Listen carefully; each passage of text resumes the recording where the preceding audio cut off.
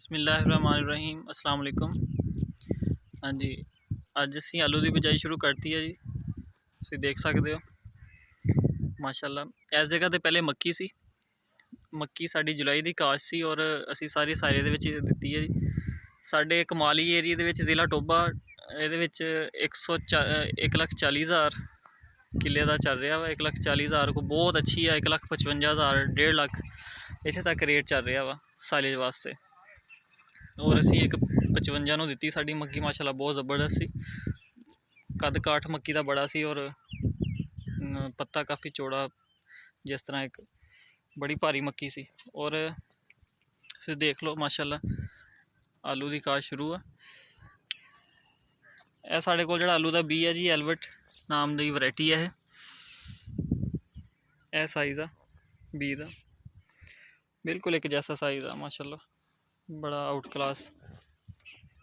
और ਅਸੀਂ ਸੁਣਿਆ ਦੋਸਤਾਂ ਕੋਲੋਂ, ਕਾਫੀ ਜ਼ਿਮੀਦਾਰ ਆ ਸਾਡੇ ਏਰੀਏ ਦੇ ਵਿੱਚ, ਉਹ ਕਹਿੰਦੇ ਕਿ ਜਿਹੜਾ ਐਲਵਟ ਬੀ ਹੈ ਜੀ, ਇਹ ਤਾਰੇ ਦੇ ਵਿੱਚ ਬਹੁਤ ਆ ਜੀ। ਇਹਦਾ ਮਤਲਬ ਉੱਤਰਦਾ ਬੜਾ ਵਾ, ਇਹ ਵਜ਼ਨ ਬੜਾ ਦਿੰਦਾ ਵਾ ਇਹ ਬੀ ਜਿਹੜਾ। ਲੇਕਿਨ ਮਾਰਕੀਟ ਇਹਦੀ ਕੋਈ ਨਹੀਂ ਹੈ, ਇਹਦੀ ਡਿਮਾਂਡ ਨਹੀਂ ਹੈ ਐਡੀ।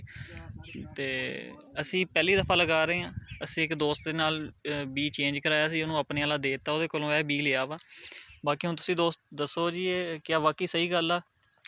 ਇਹ ਮਾਰਕੀਟ ਇਹਦੀ ਇਸ ਆਲੂ ਦੀ ਹੈ ਜਾਂ ਨਹੀਂ ਹੈ?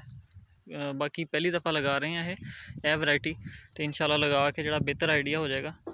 ਔਰ ਦੋਸਤਾਂ ਨੂੰ ਮੈਂ ਜ਼ਮੀਨ ਦੀ ਤਿਆਰੀ ਦੇ ਬਾਰੇ ਦੱਸ ਦੇਵਾਂ ਜੀ। ਅਸੀਂ ਮੱਕੀ ਜਿਹੜੀ ਸਾਈਲੇਜ ਵਾਲਿਆਂ ਦੇਣ ਤੋਂ ਬਾਅਦ ਜਿਹੜੀ ਜ਼ਮੀਨ ਦੀ ਤਿਆਰੀ ਕੀਤੀ ਹੈ ਨਾ ਜੀ, ਉਹਦੇ ਵਿੱਚ ਤਿਆਰੀ ਕਰਨ ਤੋਂ ਬਾਅਦ 2 DAP ਇਸਤੇਮਾਲ ਕੀਤੀਆਂ ਵਾ, ਅਤੇ ਐਂਗਰੋ ਵਾਲਿਆਂ ਦੀ ਇੱਕ 50 kg SOP ਇਸਤੇਮਾਲ ਕੀਤੀ ਆ। ਔਰ ਕੈਂਜ਼ੋ ਵਾਲਿਆਂ ਦਾ 8 kg ਪ੍ਰੋਟੈਕਟਰ, ਇਹ ਹੁਮਕ ਐਸਿਡ ਆ ਦਾਣੇਦਾਰ, ਇਹ ਵੀ ਅਸੀਂ ਤਿਆਰੀ ਦੇ ਵਿੱਚ ਇਸਤੇਮਾਲ ਕੀਤਾ ਵਾ। ਇਸ ਤੋਂ ਪਹਿਲੇ ਅਸੀਂ ਜਿਹੜੀ DAP ਆ ਨਾ, ਉਹ ਆਲੂ ਦੇ ਵਿੱਚ ਫਲੱਡ ਕਰਦੇ ਰਹੇ ਹਾਂ। ਉਹਦਾ ਤਾਂ ਬਹੁਤ ਆਊਟ ਕਲਾਸ ਰਿਜ਼ਲਟ ਰਿਹਾ ਨਾ। ਅਤੇ ਇਨਸ਼ਾਅੱਲਾ ਇਸ ਦਫਾ ਇੱਕ ਇੱਕ ਬੋਰੀ ਅਸੀਂ ਇਹਦੇ ਉੱਪਰ ਫਲੱਡ ਵੀ ਕਰਾਂਗੇ ਇਨਸ਼ਾਅੱਲਾ। ਔਰ SOP ਔਰ ਹੁਮਕ ਐਸਿਡ ਅਸੀਂ ਪਹਿਲੀ ਦਫਾ ਜ਼ਮੀਨ ਦੀ ਤਿਆਰੀ 'ਚ ਇਸਤੇਮਾਲ ਕੀਤਾ ਵਾ। ਕਿਆ ਇਹ ਸਹੀ ਕੀਤਾ? ਅਸੀਂ ਤਿਆਰੀ 'ਚ ਪਹਿਲੀ ਦਫਾ ਇਸਤੇਮਾਲ ਕੀਤਾ ਵਾ, ਦੇਖਦੇ ਹਾਂ ਇਹਦੇ ਕੀ ਰਿਜ਼ਲਟ ਹੈਗੇ ਆ, ਔਰ ਤੁਹਾਡੇ ਦੋਸਤਾਂ ਨਾਲ ਵੀ ਸ਼ੇਅਰ ਕਰਾਂਗੇ।